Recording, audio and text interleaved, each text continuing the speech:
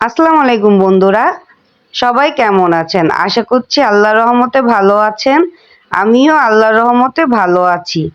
আজকে আমি আপনাদের জন্য এসেছি একটা ঘরোয়া রান্না। আর এই রান্নাটা আমি যখনই করি তখনই আমার মেয়ে এত স্বাদ করে খায়, এত মজা করে খায় যে বলার বাহিরে। কি রেসিপি নিয়ে এসেছি বুঝতে পারছেন না? আজকে আমি আপনাদের জন্য নিয়ে এসেছি চিংড়ি মাছ দিয়ে কচুরমুখির রেসিপি। এটা এত পরিমাণে টেস্টি আর দুর্দান্ত স্বাদ হয়, না দেখলে সবাই মিস করে ফেলবেন। তাই প্রথম থেকে শেষ পর্যন্ত অবশ্যই দেখার অনুরোধ রইল। তো এত কথা না বাড়িয়ে সরাসরি চলুন মূল রেসিপিতে যাওয়া যাক। আমি কিভাবে ইনস্ট্যান্ট যা থাকে তা দিয়েই এই রেসিপিটা তৈরি করে ফেলি। সরাসরি চলে আসলাম রান্নাতে। কুটাকাটি সবাই তো করতে পারে, তাই ওইটা না হলে নাই দেখালাম। প্রথমে কড়াইতে কিছু তেল দিব, সয়াবিন তেল।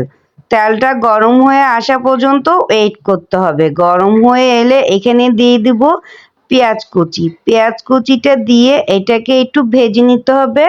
আমি এটাকে ব্রাউন কালারও করি না, একদম কাঁচা কাঁচাও রাখি না। হালকা ভেজে নেওয়ার পর এখানে দিয়ে দিব চিংড়ি মাছ। চিংড়ি মাছটা পেঁয়াজের সাথে একটু ভেজে নিব। হালকা ভেজে নেওয়ার পর অ্যাড করব 1 চামচ রসুন বাটা, হাফ চামচ জিরা বাটা, হাফ চামচ লাল মরিচ বাটা। এই মশলাগুলো দিয়েও এটাকে আরেকটু ভেজে নিতে হবে। এখন দিয়ে দিব গুঁড়া মশলা। গুঁড়া মশলার ক্ষেত্রে আমি দিয়েছি 1.5 চামচের মতন হলুদ গুঁড়া, 1 চামচ দিয়ে দিয়েছি লাল মরিচ গুঁড়া এবং সাথে পরিমাণ মতন দিয়ে দিব লবণ। আর দিয়ে দিব ধনিয়ার গুঁড়া 1 চামচ। সবগুলো মশলা দিয়ে এটাকে ভালো করে ভুনে নিতে হবে। দেখতেই পাচ্ছেন কতটা পরিমাণে লোভনীয় হয়েছে। ভুনা হয়ে গেলে এখন আমি দিয়ে দিব কচুরমুখী। আমি কচুরমুখীগুলো কেটে ধুয়ে পরিষ্কার করে নিয়েছি। কচুরমুখী দিয়ে আমি অফ ভিডিওতে এটা কিন্তু অনেকবার কষিয়ে নিয়েছি। কষানোর কারণে কিন্তু এটা এখন 5 মিনিটেই হয়ে যাবে। দেখতেই পাচ্ছেন তেল ছেড়ে দিয়েছে এবং 50% তরকারি কিন্তু এখানেই হয়ে গিয়েছে। যারা ভাজা ভাজা খেতে চান তারা এক্ষেত্রে হালকা পানি দিয়ে 10 মিনিট রেঁধে নিলেই ভাজা ভাজা হয়ে যাবে। আমি যেহেতু একটু ঝোল খাবো, তাই আমি এখানে একটু বেশি পানি দিয়ে মশলাটা নিচ থেকে উপরে এভাবে নাড়িয়ে উঠিয়ে দিব। তারপর এইটাকে ঢাকনা দিয়ে ফুটে ওঠা পর্যন্ত ওয়েট করতে হবে। তো ফুটে ওঠার পর দেখেন ঝোলও কিন্তু অনেকটা টেনে গেছে এবং অলরেডি কচুরমুখী হয়ে গিয়েছে। এখানে এখন আমি বেশ পরিমাণে ধনেপাতা দিয়ে দিব।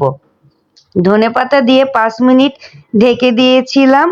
এখন অলরেডি কচুরমুখী রেডি হয়ে গিয়েছে, খাওয়ার জন্য একদমই প্রস্তুতি। গরম গরম ভাতের সাথে এই কচুরমুখী জমে যাবে।